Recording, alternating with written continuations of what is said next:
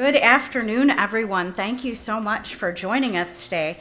My name is Shama Patari. I am the Vice President and Deputy General Counsel for Ethics and Compliance, Government Relations, and Global Trade at Lenovo.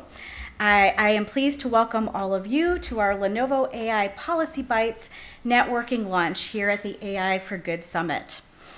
As a global technology multinational, Lenovo's history in innovation spans over 5 decades. With our extensive reach, we know we are responsible for leading by example, especially when it comes to AI. And we are so deeply committed to the development of responsible and trustworthy AI technologies. At Lenovo, we work hard to ensure that our technology should drive positivity for people, society, and the environment. That's why we're not only focused on building responsible AI solutions, but also on fostering open dialogue through initiatives like our Policy Bytes. We see knowledge sharing and thought leadership as essential to shaping a future we can all trust. Before we begin, I would like to extend my sincere thanks to the ITU Secretary General, Doreen Bogdan-Martin, and our ITU colleagues who have joined us here today, including Christina Buetti, Counselor, Smart Sustainable Cities and Virtual Worlds, and Diana Tomimura, Head of Spectrum Policy, for organizing a stellar week and relevant dialogue on artificial intelligence at the AI for Good Summit. Today's lunch will be an enlightening conversation that dives into how AI governance can drive real ESG impact with our esteemed guest, Professor Luciano Floridi, founding director of Yale University's Digital Ethics Center and world-renowned as one of the most authoritative voices on ethics of AI and the philosophy of technology. And also our very own Mary Jacques, Executive Director working on all of Lenovo's global environmental, social, and governance initiatives at Lenovo.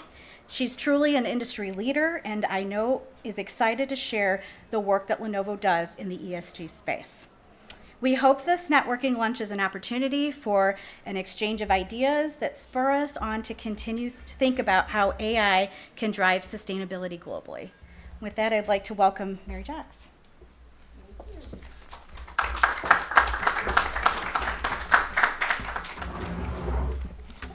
Okay, well, thank you everyone for joining us here today. I hope you have had several days full of great conversations. I know for me, it's been really eye-opening to think about how I at Lenovo expand our ESG programs to start to encompass the different challenges, but also to capture the opportunities of AI. And one of the things that has really come out for me this week and then also in earlier thinking is that a lot of it has to do with trust. And so it really is an honor to be here today with all of you at this really distinguished gathering of policy leaders and technology innovators, and really a special privilege to have Dr. Luciano Floridi here with us today.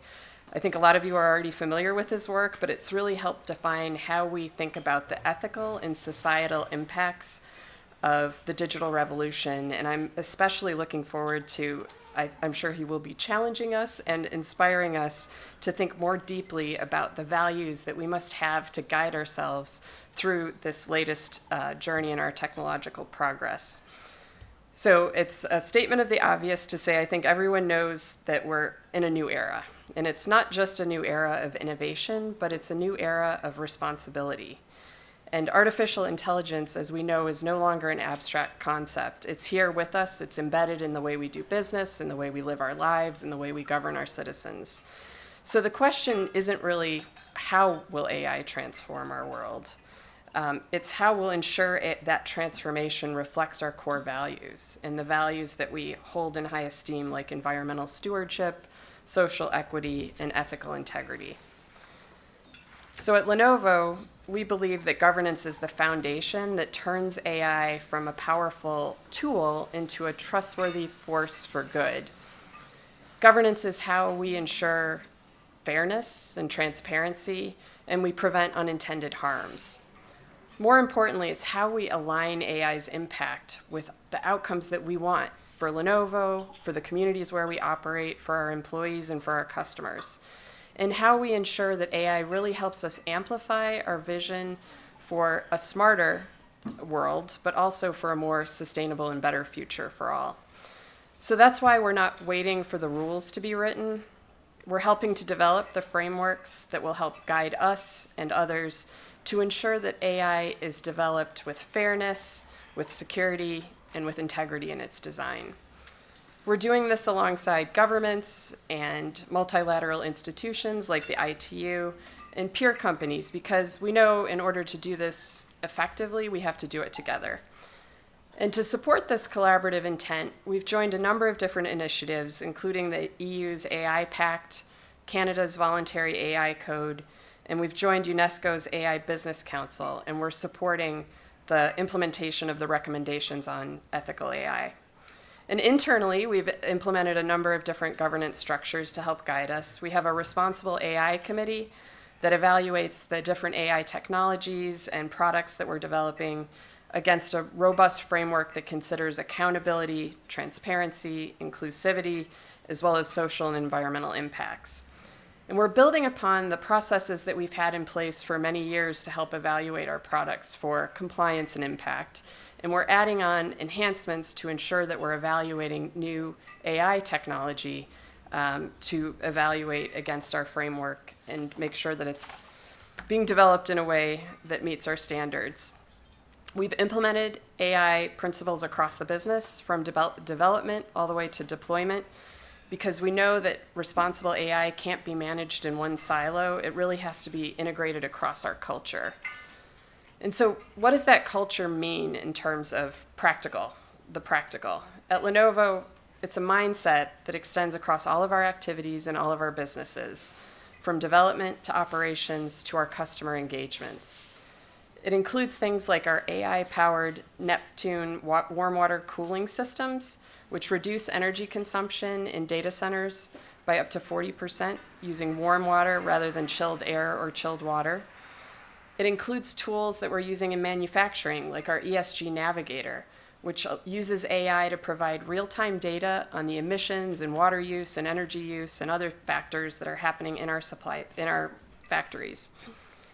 We're also using AI at the end of life to help optimize product refurbishment and support an approach to a circular economy.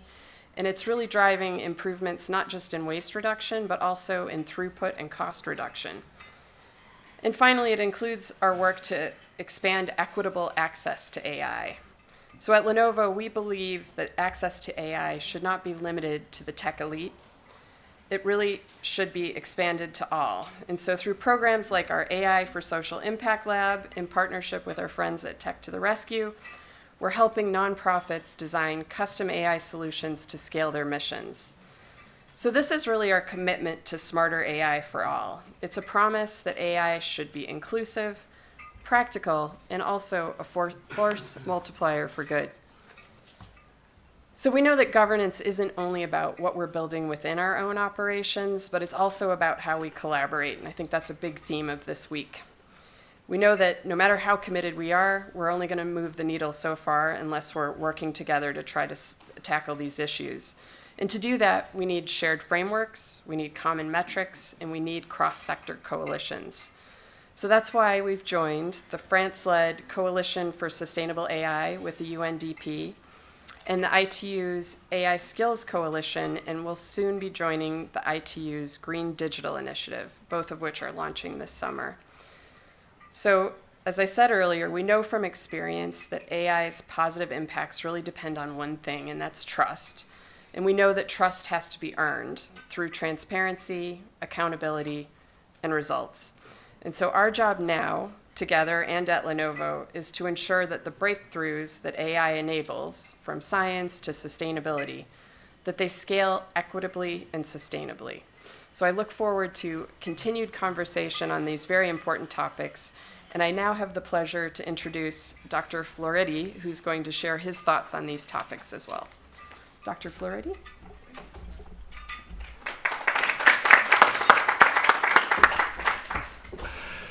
Well, thank you so much for having me here.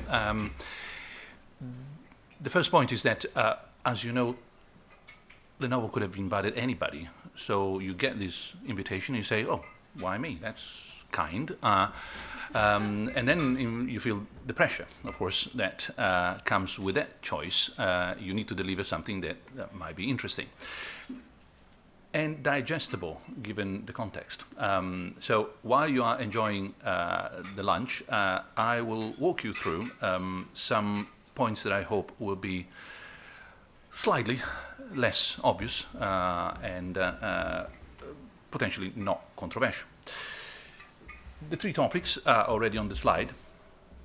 And let me just add that I am immensely grateful for the opportunity to share them with you. So, Lenovo, once again, thanks. I hope you didn't make a mistake. And of course, also a great thanks to the staff who is feeding us. So we owe you. Now, since I know that you are going to be distracted by the staff who is providing us with the analog necessary elements for our bodies, this is the map. If you don't know where we are, it will appear again. These are the topics that I want to cover. I know we don't have the whole day, so I will try to do that in about 20-25 minutes. So if you see me rushing through, it's because I can see that the pudding is coming. So we better rush up. Now, a bit of introduction. This has already been said, and it's been said very well, so I don't have to remind you. This is kind of a new continent, but we've been landing a long time ago, and we need to start building it. A quick reminder for those of you who have not the pleasure of teaching in September. Your 18 years old in September has been doing homework with ChatGPT for the past 3 years. You cannot explain to her or to him that there is ChatGPT, because they do not know a world in which there isn't. Is that clear? So it's like talking to them like to cars and microwaves and AI. It's part of the furniture. So this has happened because we have moved from logic to statistics, everybody knows here, and from deduction to correlation and association. The good old-fashioned AI did work up to a certain point. The real difference, of course, happened a few years ago with the Gen AI. This also means that we have, despite what is being sort of promoted by especially California, move away from cognitive science and really move to engineering. The difference is simple. Cognitive science, I would like to produce something that is at least minimally intelligent, no matter how poorly, but the intelligence of a rat. That would be a massive success. The engineer, I don't care, I want a solution for the problem. If it works, I don't mind whether that it really is or is not flying. It's an airplane, and it does the job. So we therefore also move from academia to research and development. All this has happened for a divorce. I've said this more than once, and the divorce is between intelligence and agency. Do this again in case the starter was too appetizing. It's a divorce. It's not a marriage. I might be completely wrong, but I don't think so. And I'm happy to come back here maybe in another 5 years and say, haha, I told you so. So it's not a marriage between intelligence of some biological kind or superior and an engineering artifact. That's what we have been sold by the singularity people. But it's actually a divorce between agency, the ability to solve problems and take care of tasks successfully in view of a goal, and any need to be intelligent in doing so. That's why my iPhone plays chess better than any of you here, myself included, and has the intelligence of this remote control. 0. Now, how did it happen? Lots of stuff that you know, so I don't have to remind you, but I want to show you something you've seen a million times. The reason why I show it again is because of the bottom left, not the top right. It's the bottom left that makes the difference. When we started accumulating the data we actually swim in. Without that ocean of data, there is no AI. There is a fridge. It also means that our share environment, oh, by the way, those data, even if we're totally wrong, there's colleagues at Berkeley, by 10 years, by 50%, those 180, 200 zettabyte, which is a lot of potatoes and kilos and so on, has been created by us. This generation has never been seen before. Of course, it's quantity. I know it's not quality. And the joke, it shows my age, is that there's a lot of cats on Facebook included. But no, It's all ours. And it's because of that ocean that AI swims. We scuba dive in that ocean. It's not for us. So how come that something stupid works so well? Because we build the environment for it. For as long as, when I was teaching this stuff, neural networks in the 90s, we didn't have the environment. I mean, we could just dream of the data, dream of the computational power, and dream even more of the dollars that went into building this stuff. If it is sand, there is no flower. How come there are flowers now? Because there is no more sand. There is actually a real terrain on which all this can build. And of course, we have a shared environment, which means that people like this, and you may probably recognize the picture, I'm not going to advertise someone who just got married in Venice, is, of course, the future. This company, suspiciously familiar to all of us, has just reached the threshold when they will have more than 1 million robots and less than 1 million people working for it. So the robotic area is there. Of course, we used to be inside the computer. That's grandma. Of course, the daughter went out of the computer, had the computer in front of her, but now we are inside again. That's the new environment in which we're living. When we started all this, we thought that it was a communication revolution. It is not. It's an environmental revolution, and it's massively different. It means that we live in it, not through it. It's not a channel that you can or cannot control. It doesn't matter. It's where you spend most of your life, including all of us here, who of course are being geotagged if we didn't turn off our phones as we speak.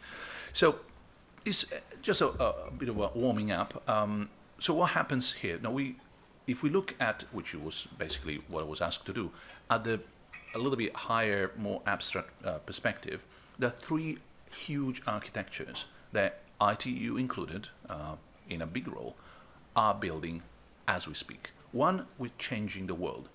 The ontology is for the philosophers in the room. I think it's fancy. You have to have a philosophy word at some point in a philosophy talk. So basically the ultimate nature of reality. We're changing the world as we speak. I am a member of that community that have seen the world 100% analog. None of my students has ever seen that, and future generations will have to be told what it was like, which is fine. But that's changing the environment in which we live. The second one, new environment, new forms of agency, not new forms of intelligence. So relax completely about singularity is going to run away with your credit card. Not true, not least because if they had 1 milligram of intelligence, you had a chance of teaching them something, which of course is not true. Oh, by the way, I cannot live without ChatGPT anymore, of course. How do you write all those emails? But agency is a different thing. Is the ability to solve problems at zero intelligence. And that's why it's dangerous in a different way. Of course, we need to upgrade modernity, meaning new rules, new regulations, new context, because the old cover, the old way of doing things, assuming it was good, is not good enough anymore. If you think that this is just philosophical stuff, remember that when we started discussing privacy, when there was social media, and that was the problem, we tried to extend the blanket of what we meant by privacy in 1980s to, and now, if you look at, for example, fair use of data, guess what we're doing? We're just going back to, we have regulation, we just have to apply it. Not good enough. I'm not saying it's wrong, I'm saying we need to make the silly effort of adding a chapter to that beautiful book, but a chapter has to be written. Within these 3 big sort of infrastructure that we are putting together, so part of it is also normative, there are 3 processes that are being changed. One is we are forgetting the analog. I'll tell you a little bit more in a moment, but imagine what happens on a daily basis. You go to a hospital and all they look at is your digital profile. It happens all the time. They forget who you are, your story, your context, your peculiarity as a specific individual. It's fine. We do it all the time. We do it at the university. We check the profile of the student in industry, in entertainment. Profile. And of course, the hardware turn, again, a few more words on this in a moment. How do you control this mechanism? And this is the Italian, and me needs 2 hands. First hand. We live digitally increasingly. We forget the analog. But how do you control the digital, which is no longer, I'm exaggerating, but making the analog a little bit less visible by taking the analog that controls the digital that is hiding the analog. It's not difficult. I'll do it again with our hands in a moment with clear slides. But it just means, where do you have your cables, your satellites, your data centers? Who controls the analog that controls the digital, that makes the digital making the analog less visible? Because these days, all you reason about is through that interface. That's what we're going to see. Eclipse of the analog is very simple, so I skip through, but it's essentially is the preferential, often unique role played by models, the digital, compared to the systems. What you know about your car is whatever the report is given to you. My old Vespa, I could actually start it by running. These days, it's a computer on two wheels, so if it breaks, I have to take it to someone with another computer to make sure that it works. So that happens everywhere. So this is a progressive, not necessarily dangerous, but we need to pay some attention trend. We're forgetting more and more, for example, in terms of a twin city, what happens to the actual city. So, we just check the model. We didn't really think about having a look at the system that we were modeling. Now, all this has generated an enormous amount of good things. Efficiency, cost, doing more with less, efficacy, productivity, doing things differently, or doing things for the first time. Innovation, cooperation. This is beautiful, and it's in blue. But of course, we don't speak about the beautiful stuff. We speak about the orange stuff, which is we overuse sometimes all this. How many people have been, at least in academia, seen piles of computers because they had to be bought, programs that nobody knew how to do with, but no, we have to have it. And I'm not talking about Yale, which never ever makes that mistake, never. But I've heard that some universities do that. Some institutions, some governments. We had some wheelchairs, something in Italy. I want to go back to that country anyway. So let's stop here. So overuse. That's unethical, it's costly, and sometimes it's silly. Misuse. That's the standard when you have problems caused by AI in mind. It's unethical, costly, illegal. AI Act coming. And something that people forget, underuse. This is also, as a former, no longer, but as a former Catholic, I know there's also a sin of omission.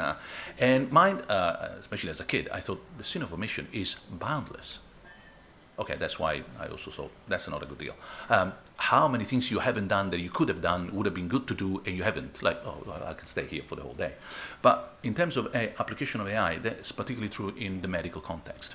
If you go to any medical convention, the kind of things that we can do today, it's amazing. It looks like Star Trek. We're doing it? No. Why? Because we miss regulations. In other words, the medical world is more tentative and cautious, and therefore underuse the technology that we are producing as we, no sci-fi, as we speak, because they cannot take the risk of being not taken to court because you use that particular. So unethical, costly, opportunities missed. Now, this has generated an enormous amount of regulations, and this is the graph of regulations around the world. Some of the graphs that I'm showing now come no longer from Berkeley, but from Stanford, colleagues there. Just have a look. You just have to see that it goes up and up and up. But the next slide will be, I think, surprising. Where is all this regulation happening? In two dark corners, blue, very blue in the world. United States and Russia. United States? Seriously? Regulation about AI? Oh, tons and tons of regulation. That's the moment when you stop eating and say, oh, maybe I need to pay attention. Yes, because I haven't heard this before. So the next slides will explain this clearly. And look, Europe is quite bluish, but not that blue. No, we do have the AI Act, but that's it. And that's a good thing. Tell you more in a moment, so a bit of suspense. Of course, the big three are the executive orders in the US. They come and go, depending on the president and how the White House wakes up this morning.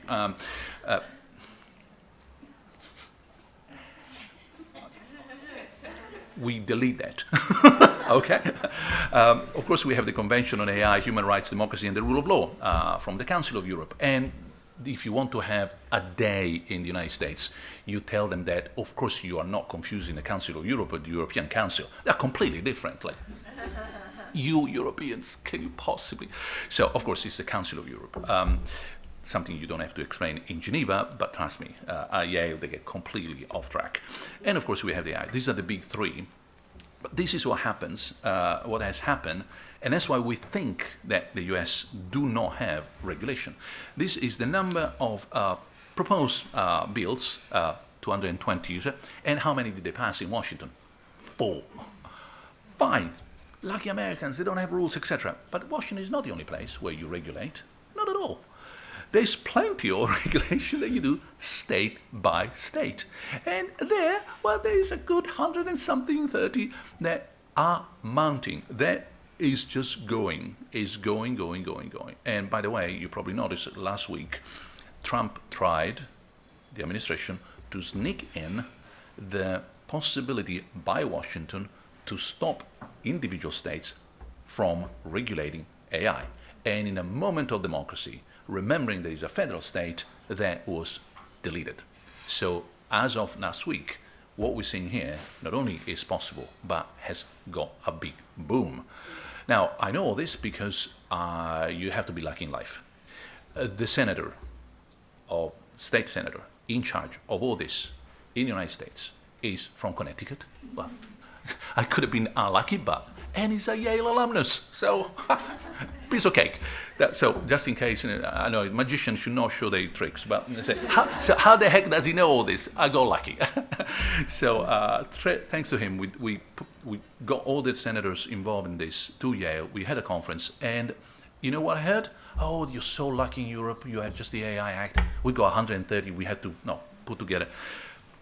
That's the map and the sort of the jigsaw that they have at the moment. Numbers correspond to the number of state-level regulation for AI, which means that it could be face recognition, it could be copyright, it could be fair use. They're not even. Oh, by the way, the first one that went was Colorado. Connecticut is second. And if you look at between the lines, or if you have a student who does, a good student, which we acknowledge in the publication, you will notice that there's a remarkable family resemblance with the AI Act. Because if you had to write a long piece of legislation, and do you really start from scratch, or you just go like next right to the best in the room and say, oh, they've already done the job, and so they pick and choose. So it's not a photocopy, but they actually have like a draft or something that they can actually discuss. Now, this is not the end of the story, because of course agencies also regulate. They do not legislate, but they regulate. And agencies have been quite productive, as you can tell. Again, United States. So you have the US, in which now there's a boom of regulation coming from the bottom, state by state, and you have to also harmonize that between states and with the agencies producing the regulations. Anyone now still says, oh, lucky Americans, they don't have regulations. So how do you control all this? The hardware turn is quite simple. People have realized not so many years ago, philosophers, of course, we've been telling them forever, but that if you really want to control AI, all you need to do is to plug in, plug out. Who controls the electricity? Like, wow, that's subtle. I thought it was like, no, not cloud, no, ethereal. At some point, there was someone from MIT, I will not say who, I said, oh, we move from atoms to bits. Really? Like this thing? Try this room without electricity, and no, we just go and write on pencil. So the control of the digital happens through the control of the hardware, the analog. That's, for example, a map of the data centers in the world. You can see that there is a spike in the United States. That is Virginia. 25% of the electricity, 26% of electricity in Virginia is consumed by data centers. They don't know how to cope. Someone realized that by providing incentives, inviting, tax, this and that, everybody comes here. and they forgot that they consume electricity. Yeah, they do. So they have a bit of a problem. 70-80% of the traffic, internet traffic, goes through those data centers. So there's a bottleneck, which is a huge risk, because if anyone makes a mess over there, we're all in the dark. So this idea, of course, generates unaccountable, oligarchic, uncompetitive corners of the world. We need to pay attention. We're almost there, and I think we are getting through the starter. So, final bit. I promise also to say something about the impact of this. So we saw how do we go here. The impact in terms of architecture and in terms of processes, a bit high level. 3 points, how we are losing sight of the analog, and that is generating a lot of problems. Essentially, if you think of legislation and regulations as the protection of the analog, meaning society and the environment, you got it right. So legislation, regulation, and of course, we look at a little bit in terms of who controls what, through which means. When you hear, again, especially in Europe, digital sovereignty, it means I want to have that data center here. Physically, I want to know where I can knock the door. That cable in the Baltic, I want to make sure that it's protected. And that if accidentally someone who's so far from home is going around there and accidentally that cable, I hope you get the gist, disappears or is broken, how, what a coincidence that ship, which shouldn't be there, has cut a cable that should have been left alone. So this is all clear and in the background. So digital sovereignty is exercised through the control by the hardware or the digital that controls our lives. AI is becoming a commodity, I told you. Now, my students in September will have seen a world with AI since they understood ABC. It has attracted huge investments, of course. This is a quick, and there are many others, clear sense of how much Europe is lagging behind in terms of funding. It may not even be a bad idea. I said it again. It may not be a bad idea. It's not clear that the state should fund AI. It should facilitate, it should incentivize, it should provide, but at least in the countries I've known better, and I'm talking now about UK, whenever the UK has heavily invested in terms of tax money into, for example, the NHS, it hasn't been that great success. So the state doing business, I'm not so sure. But facilitating, improving, helping, supporting, absolutely. But this is the money, and of course, China has been fantastically successful in providing, everybody knows about this, so Wikipedia level, through the 100 model war, provided the push, that's what I meant, in terms of competitive models, 100 models that had to compete with each other, and of course the DeepSeek was the winner. But DeepSeek has been around for years, not months, years. It's just that in Europe we realized that it was DeepSeek once it won the local competition. Now all this is generating at least a couple of questions, and then we're almost ready for the starter, for the main course. Starter is gone. Jobs and energy, and then that's it. Jobs. The myth that AI destroys jobs. At least, I'm sure now nobody in this room thinks so, but there are people outside that have that sort of idea. This is US unemployment rate. Last date there, 3.9 May 2024. It was around 4%. So if there is a place in the world where AI should be making everybody unemployment, must be the United States. I had other data, but I knew that you didn't. There's a main course, but the same story goes for Japan, South Korea, Hong Kong, another couple of places where AI should be making a massive difference if we listen to the big consultancy companies. But surely, these are old data. Not so much. This is June 23, June 25. Is yesterday, 4%. The American economy does not know unemployment as a significant problem. It does not mean that those are good jobs. nice jobs, well-paid jobs. No, it means people have something to do. That is the problem. And the other problem is that the people who have lost the jobs are not the same who actually have found the jobs. And that's also a problem. But we need to be clear, crystal clear about what the problem is. Otherwise, we may go Keynes. There is not enough work. We need to invest. The state should generate jobs because unemployment. No, the unemployment we're talking about here, and again, 2 Italian hands are required, is a misalignment between the amount of requests from the market and the supply. The market needs an enormous amount of people working. It's the supply that is not meeting the demand. If it does, and if it doesn't, the question is education, is training, upskilling, reskilling, the skilling that you wish. But it's not Keynes. I speak as someone who has an immense passion for Keynes. But Keynes is there is no demand. You need to generate demand for the supply to pick up. That's unemployment number 1. We have unemployment number 2, is there is no alignment. Realign means bring everybody up. Welfare, taxation, I'm never going to go back. But surely, and that's the other topic, this AI is destroying the world. It's eating the world alive. It consumes so much energy. Really? Do we want to be, once again, and please be careful, I'm not saying it's a rosy world out there, but we have problems that we need to be clear about. It's like being told, look, it's a different kind of cancer. Oh, it doesn't matter, it's cancer anyway. No, it does make a difference, because if it is a possibly 99% chances of being cured kind of cancer, as opposed to you have 3 months, I want to know. So just it destroys jobs. Not true. It does transform them immensely, blah, blah, blah. Misalignments here. Then it's all fine. No, it does consume an enormous amount of energy.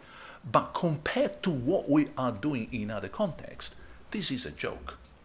So look, the 2 reds are worst and best scenario in terms of the data centers. That's where how we calculate basically how much energy we are consuming. Is the best way of doing it. The amount of energy consumed by the things that we are producing is decreasing in terms of efficiency. This is known as the Cummings law of energy efficiency, or again, this is Wikipedia level, so it's like, only the Yale professor.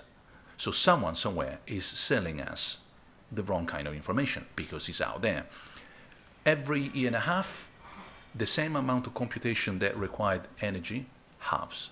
It means that you can do, depending on how you look, twice as much, or it costs half of what is there. Of course, we need, and this is how it looks like. The Commodore there is a biographical reference. My first computer had to be in that line. So that is the line of sort of computational consumption. And you can see that as we move forward, it becomes more and more and more efficient. To do what we do with an iPhone or a phone in our pocket, 50 years ago, it would have taken the amount of energy, electricity of Geneva. No, it's insane, the amount of sort of save that we have. It does not mean this is good news, but it's a different kind of bad news. This is maybe the only message today. Different kind of bad news, meaning different kind of solutions. If, imagine for a moment, and I go back here, imagine that here we use this 4% of electricity consumed by AI to improve 1% the other 96 that we are using. Massive. It would be amazing if we could use a bit of AI in a city, Twin Cities, etc., to decrease what New York is consuming in terms of keeping hot and keeping cold. And look where it is there. 1, 2, 3, the 4 entry, air conditioning, and then immediate heating. Those are the 2 major sources of damage. How well we want to live, basically. Our fridge and our air conditioning. The households are the main responsible. This everybody knows this, eh? So, but we just not want to be told, oh, it's AI destroying the world. No, it's you with your air conditioning. Turn it off. Any American here knows that we freeze in buildings. You have to cover yourself. The coldest month in the United States is August. You can't live inside. So the real questions therefore becomes. So this is the International Energy Agency. It tells us basically data centers consume between 2 and 4% growing. So we've got 3 questions here. What kind of energy we're consuming? Electricity. This is good news. So, but there's someone who's using some kind of bio or something to produce their energy. Yes, but at least we move one step back. And again, we have changed problem. Now we need to have the second problem, which is renewable. Is my car using electricity of a renewable kind or not? Clearly, if I use petrol, that's I have that kind of problem. So pushing the problem helps. And of course, can we do all this in support of the actual SDGs? We finish with some good news. So when I was back in Oxford, and this is the final thing, when I was in Oxford, I had a research group. We did a fantastic project with Microsoft, Google and Facebook, just putting those 3 together, like Nobel, no peace really. So, but I managed, and I said, "Oh, you have to give me the money because we want to do something in terms of how much AI." Those were the days when there was not Gen AI yet. It was more like neural networks, deep mind kind of stuff, and we want to know how much AI is helping the SDGs. So we did a couple of events, UNGA, United Nations General Assembly, 2018, 2019, that sounds like another century really. You, in this picture, find the website that we had at top, the article in Nature that we published with my research group, and the book that came out of this work.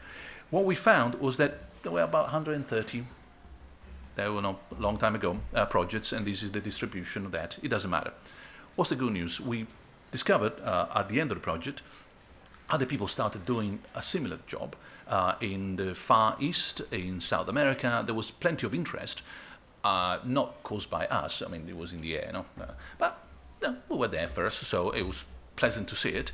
And at some point, this got organized in this think tank, the AI for SDGs think tank, as a database, and this is the good news. When we did this survey in 2018, there were about less than 150 projects in support of one or more of the SDGs. Imagine clean water, imagine education, rights, better, etc. Apparently the most popular at the time was fire hazard. We found there were at least 3 projects, one in California, one in Sub-Sahara, etc. And this is the new database that I just got before coming here. There are more than 400,000 projects of AI in support of the SDGs, or, important, monitoring what AI is doing with respect to the SDGs, which is not exactly the same thing. But this is good news. So, to conclude, and we're here, and I finish. It can be done. That's the simple message. It can be done. Forwards. By us, with this technology, which in itself is a good thing. It's not here to eat us alive. It's not a new monster from the moon or anything else. This is ridiculous. But if it goes wrong, it will be 100% and only our fault. It will be our missed opportunity. Future generations will look back and they will wonder what the heck we did with this immensely powerful technology, which has, and that's the final comment, the possibility of not just the divorce, but also a new marriage between the green and the blue. You can put these 2 things together. It doesn't take a genius. We have massive, huge historical problems in terms of society and environment. Never seen them before. We even have new wars. Meanwhile, we have one of the most powerful technology humanity has ever devised. Full stop. Maybe we can use that to solve those problems. Maybe we can use the blue of digital stuff throughout to put those problems on the right track. It is, I'm afraid, and it's bad news in a way, entirely a human decision. It's political, it's ethical, and it's societal. But it's not a matter of will the technology do this, will do that. So I conclude here by saying we have a chance in a lifetime to send this technology in the right direction. It can be done. It should be done by us. We are the only generation who can actually put the foundations of this new digital society, and we're not doing it. The bad news is that we are wasting this opportunity so badly, so technically speaking, stupidly. The future generations will not be happy with what we've done so far. Now, given the place and the people in this room, there is time. Not much, but we can send things in the right direction. So, for a new marriage between the green and the blue, that is the final message. Thank you.